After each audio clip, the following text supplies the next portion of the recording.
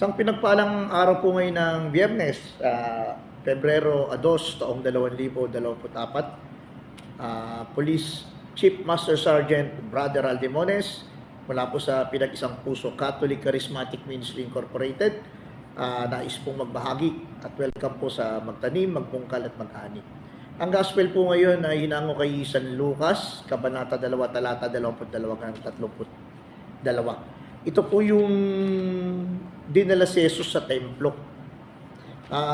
Makita natin dito na yung parents ni Jesus, si Jose at si Maria, in-offer yung si Jesus doon sa templo. Noong panahon kasi nung time na yon, napakaganda po ng mga utos, napakaganda po ng mga matuturing natin ng mga tradisyon. Isa po sa mga utos ni Moises ay kailangan i-offer yung panganay na lalaki. Since Jesus po ay nag-iisang anak at siya po yung panganay, ginawa po ni Jose at saka ni Maria na i-offer yung si Jesus sa templo.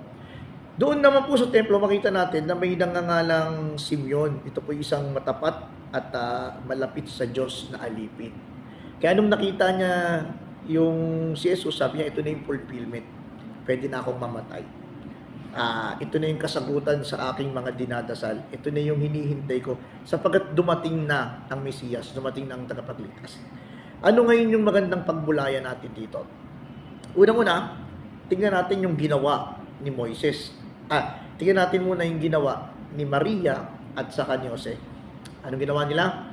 Ini-offer nila si Jesus sa templo. Or ini-offer nila si Jesus sa amang nasa langit.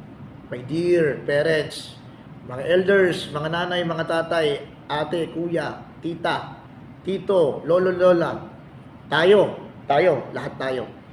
Nakakatakot ba ang mga bata ngayon? Abay, ang sasagot ko po ay hindi.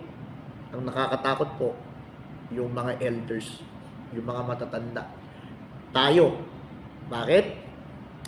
Kasi hindi yan magiging salbahe yung bata kung hindi yan makikita. Kung hindi yan mai-experience. Alam mo kapatid, dalawang bagay ang impluwensya ng bata. Unang-una, salita. Pangalawa, gawa. Tingnan mo yung bahay. Ano bang lumalabas sa bibig ng mga parents? Pagbumura ba? Pasakit ba? Paghihirap? At tandaan mo kapatid, may kapangyarihan ng salita. Lagi natin itong pinaulit-ulit. May kapangyarihan ng salita. Nilikha ng Diyos ang sanlibutan sa pamamagitan ng salita. Magkaroon ng tubig, magkaroon ng liwanag, magkaroon ng araw, magkaroon ng buwan. Lahat yan ginawa ng Diyos sa pamamagitan ng salita. Kaya tayo bilang mga anak na ampon ng ating Panginoon, tayo rin ay binigyan ng kapangyarihan ng Diyos para gamitin ang salita na to. Pwedeng makalikha, pwedeng makasira, pwedeng makagawa, pwedeng maging pagpapala, o pwedeng maging sumpa.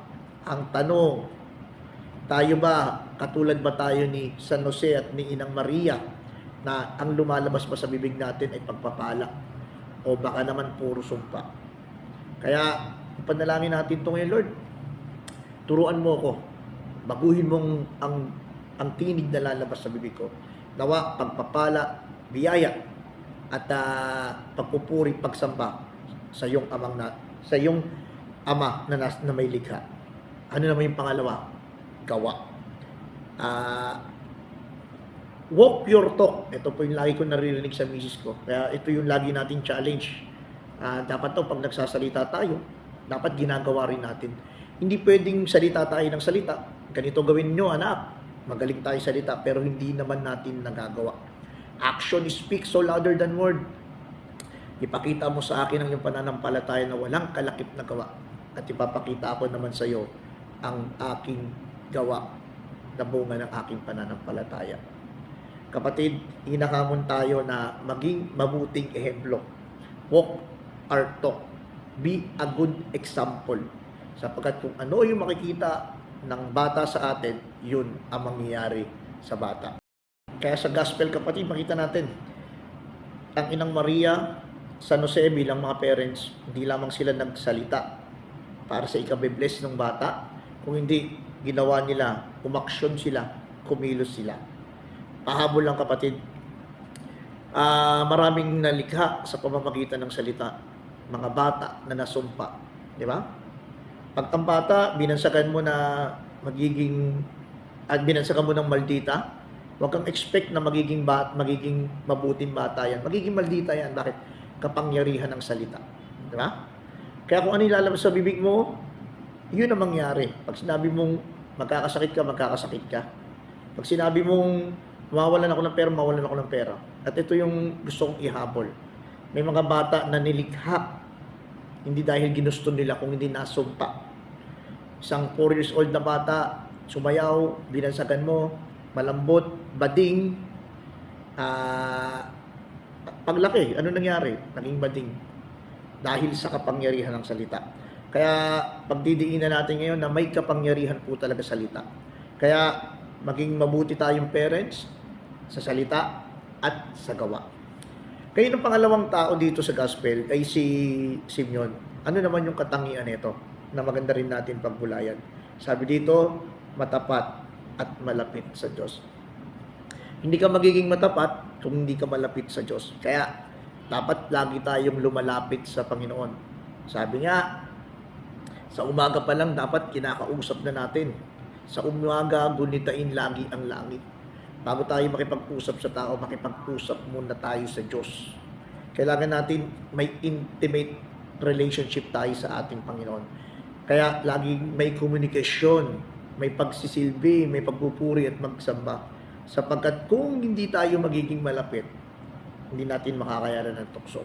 Ano yung pangalawa? Maging matapat. Sa panahon daw ngayon, kapatid, tanghali na lang daw ang tapat. Pero kapatid, naniniwala tayo. Dahil sa grasya at biyaya ng Diyos, mapagtatagumpayan natin ang lahat ng bagay. Hindi man tayo karapat-dapat, pero minamarapat ng Diyos na maging tapat tayo sa Kanya. Laban lang, diretso lang. At at the end, pagtatagumpayan natin ang ating laban. Si San Jose at ang Inang Maria, ini-offer si Jesus sa templo. Inilapit si Jesus sa Panginoon. Naging mabuti sa salita, naging mabuti sa gawa.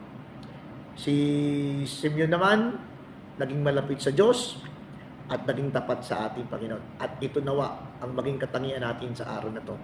Malapit sa Diyos, tapat, nagsasalita at nagpapahayag ng mabuting balita at kumikilos sa pamamagitan ng gawa. Let's pray in the name of Father, Son, and Holy Spirit. Amen. Panginoon, maraming salamat po sa araw na to, sa pagpapaalala mo na kailangan namin maging malapit sa iyo. Kailangan namin maging tapat. Maging tapat kami sa mga pangako namin sa iyo. Lord, ikaw na pong bahala sa araw na to. Sinusuko na po namin ang lahat. Maging katulad naman po kami ni Inang Maria at ni San Jose na naging mabuting ehemplo sa salita at naging mabuting ehemplo sa gawa. Sinusuko na po namin ang lahat ng ito na may pagpupuri at pasalamat sa matamis na pangalan ni Jesus, aming Panginoon. Amen. The Father, Son, the Holy Spirit. Amen. Muli pa rin po dito sa Pinag-Isang Puso Catholic Charismatic Ministry Incorporated, Police Chief Master Sergeant Brother Raldimones, nagpapaalat, nagsasabi, magtanim, magbungkal at mag-ani. Bye-bye!